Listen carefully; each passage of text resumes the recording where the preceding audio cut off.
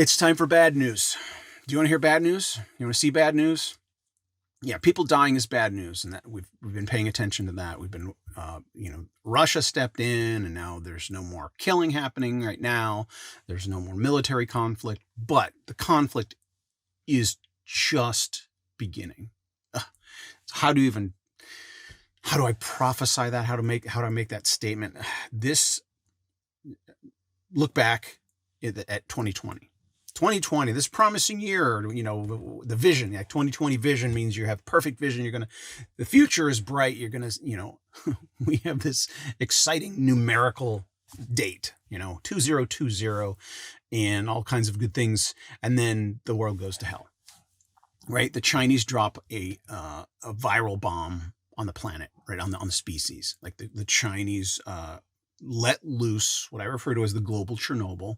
And there's this paradigm shift, and everybody on the planet now is compelled to wear masks and compelled to be locked in or not to associate socially with one another, stay away from each other. It's disastrous to economies. You're shutting down businesses. You're shutting down people's livelihoods. You're destroying dreams and visions. So 2020, we've been attacked. And in the midst of that, you've got other hostile states like Turkey and Azerbaijan looking at their economies collapsing and the frustrations and their people just getting to an all-time high level. And what's the expression? Never let a crisis go to waste. There are those who capitalize on crises, on disaster for their ulterior motives, for their sinister desires. The evil in their hearts is buoyed by the opportunity. When they see chaos, they see it as an opportunity to pursue, to take more aggressive steps than they normally would.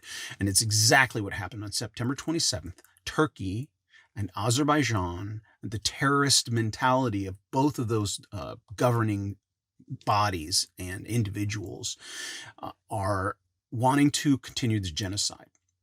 And on that note, let's just read this one little article here.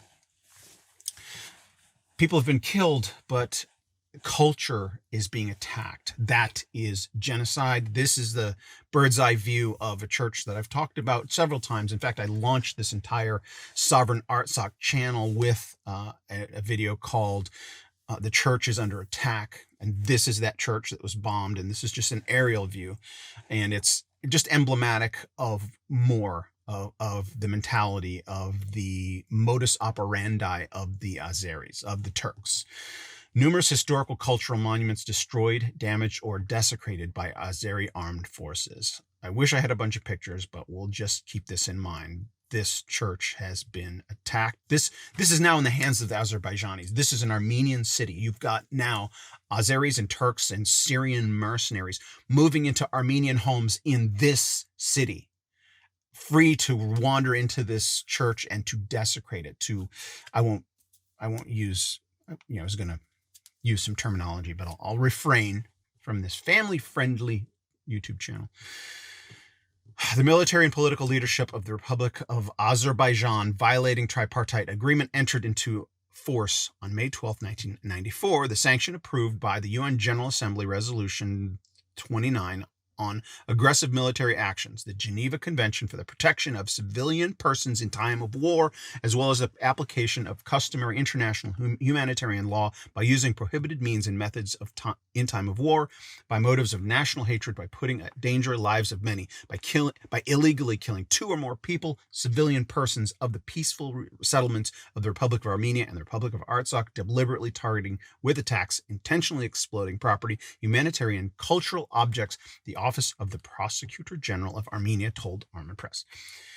Within that framework, both in the course of active military operations and after the ceasefire between Armenia, Azerbaijan, and Russia signed on November 9th, the representatives of the armed forces of Azerbaijan has deliberately targeted Armenian historical and cultural monuments, objects of special historical or cultural value, destroying, damaging, or desecrating them. And a recent video I did about this specifically, the Museum of Modern Art, MoMA in New York, the United States, as well as other countries' cultural ministries, have pointed out that when the cultural heritage, these these sacred historical sites are destroyed, they are destroyed forever. You're destroying something that's existed for thousands of years or hundreds of years, centuries, or millennia.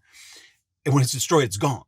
And it's truly irreplaceable, and a genocidal mentality behind it. In particular, factual information was received that during the period from September 27th to November 9th, 2020, the armed forces of the Republic of Azerbaijan, by regularly targeting artillery shells damaging, I got to pronounce this, I got to learn how to pronounce it, Gaziantep Cathedral in Shushi City. It's also called the Green Church or Green Cathedral, something.